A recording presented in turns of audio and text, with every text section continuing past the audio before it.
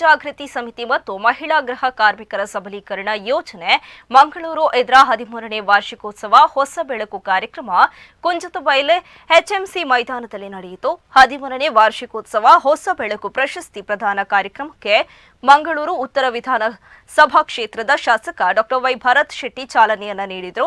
ಬಳಿಕ ಮಾತನಾಡಿದ ಅವರು, ಕಲಿಯುಗದಲ್ಲಿ ಸಂಘಟನೆಗಿಂತ ದೊಡ್ಡದಾದ ಶಕ್ತಿ ಇನ್ನೊಂದಿಲ್ಲ. ಗೃಹ ಕಾರ್ಮಿಕರು ಸಂಘಟಿತರಾಗಿದ್ದು ಉತ್ತಮ ಬೆಳವಣಿಗೆ. ನನ್ನ ಜೀವನದಲ್ಲಿ ಗೃಹ ಕಾರ್ಮಿಕರ ಸಂಘಟನೆ ಆಯೋಜಿಸಿದ ಕಾರ್ಯಕ್ರಮದಲ್ಲಿ ಭಾಗವಹಿಸುವುದು ಪ್ರಥಮ ಎಂದರು. ಮಂಗಳೂರು ನಗರ ಪಾಲಿಕೆಯ ಸದಸ್ಯ ಶರತ್ ಕುಮಾರ್ ಮುಖ್ಯ ಅತಿಥಿಯಾಗಿ ಭಾಗವಹಿಸಿ ಮಾತನಾಡಿ, ಸಂಸದ್ ಕುಂಜತ್ ಬೈಲ್ರವರು ನಿರಂತರ ಮಕ್ಕಳು ಮತ್ತು ಮಹಿಳೆಯರ ಪರ ಹೋರಾಟ ನಡೆಸುತ್ತಾ ಬಂದವರು. ಅವರಿಗೆ ನಾವೆಲ್ಲರೂ ಪ್ರೋತ್ಸಾಹ ನೀಡಬೇಕು ಎಂದು ಹೇಳಿದ್ದಾರೆ. ಸ್ತ್ರೀ ಜಾಗೃತಿ ಸಮಿತಿ ಗೃಹ ಕಾರ್ಮಿಕರ ಹಕ್ಕುಗಳ ಯೂನಿಯನ್ ಕಾರ್ಯದರ್ಶಿ ಗೀತಾ ಮೆನನ್ ಕಾರ್ಯಕ್ರಮ ಅಧ್ಯಕ್ಷತೆ ವಹಿಸಿ ಮಾತನಾಡಿ, ಸರ್ಕಾರ ಗೃಹ ಕಾರ್ಮಿಕರಿಗೆ ಲೇಬರ್ ಕಾರ್ಡ್ ನೀಡಿಲ್ಲ. ಅಧಿವೇಶನದಲ್ಲಿ ಗೃಹ ಕಾರ್ಮಿಕರ ಬಗ್ಗೆ ಚರ್ಚೆಯಾಗಬೇಕು. ಮಂಗಳೂರು, ಬೆಂಗಳೂರು, ಬೆಳಗಾವಿಗಳಲ್ಲಿ ಗೃಹ ಕಾರ್ಮಿಕ ಸಂಘಟನೆ ಸ್ಥಾಪಿಸುವಲ್ಲಿ ನಾವು ಯಶಸ್ವಿಯಾಗಿದ್ದೇವೆ ಎಂದಿದ್ದಾರೆ.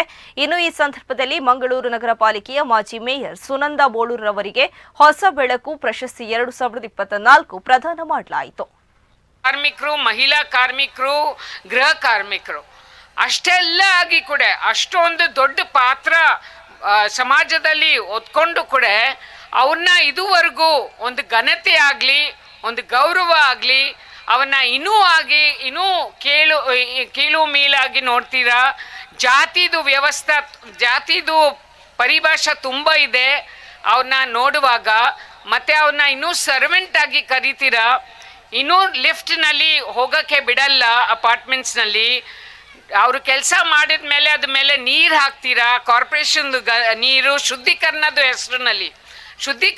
ಹೆಸರಿನಲ್ಲಿ ನೀರು ಚೆಲ್ತೀರಾ. ಅವ್ರಿಗೆ ಕೆಲಸದಲ್ಲಿ ಕೂಡ ಯಾವುದೂ ವ್ಯವಸ್ಥೆ ಇಲ್ಲ. ಅವ್ರಿಗೆ ಆಕ್ಸಿಡೆಂಟ್ ಆದರೆ ಅವ್ರಿಗೆ ಟಾಯ್ಲೆಟ್ ಹೋಗೋಕ್ಕೆ ಬಿಡಲ್ಲ. ಆ ಟಾಯ್ಲೆಟ್ ಕ್ಲೀನ್ ಮಾಡ್ತೀರಾ ಅವರೇ, ಅದಾದರೂ ಅವ್ರನ್ನ ಹೋಗೋಕ್ಕೆ ಬಿಡಲ್ಲ.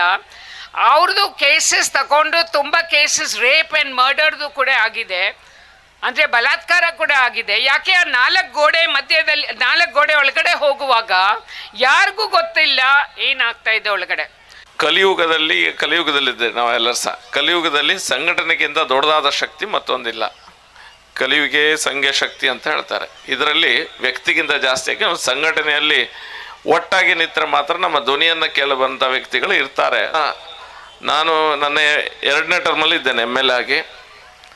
ಗೃಹ ಕಾರ್ಮಿಕರ ಒಂದು ಸಂಘವನ್ನು ನಾನು ಮೊದಲ ಬಾರಿ ನಿಮ್ಮ ಕಾರ್ಯಕ್ರಮಕ್ಕೆ ಈ ರೀತಿಯ ಗೃಹ ಕಾರ್ಮಿಕರ ಕಾರ್ಯಕ್ರಮಕ್ಕೆ ನಾನು ಮೊದಲು ಹೋಗ್ತಾ ಇದ್ದೇನೆ. ಇದರಲ್ಲಿರುವಂಥ ನಿಮಗೆಲ್ಲರಿಗೂ ಸಹ ಸರಿಯಾದ ಸಹಾಯ ಅಲ್ಲಿಂದ ಲೇಬರ್ ಆಫೀಸರ್ಸ್ ಖಂಡಿತ ಕೊಡ್ತಾರೆ. ಆದರೆ ನೀವು ಒಂದು ಸಂಘಟನೆಯ ಒಂದು ಭಾಗವಾಗಿ ಈ ಕೆಲಸವನ್ನು ಮಾಡಿದರೆ ನಿಮ್ಮ ನೋವನ್ನು, ನಿಮ್ಮ ಸಮಸ್ಯೆಗಳನ್ನು ಕೇಳುವಂಥ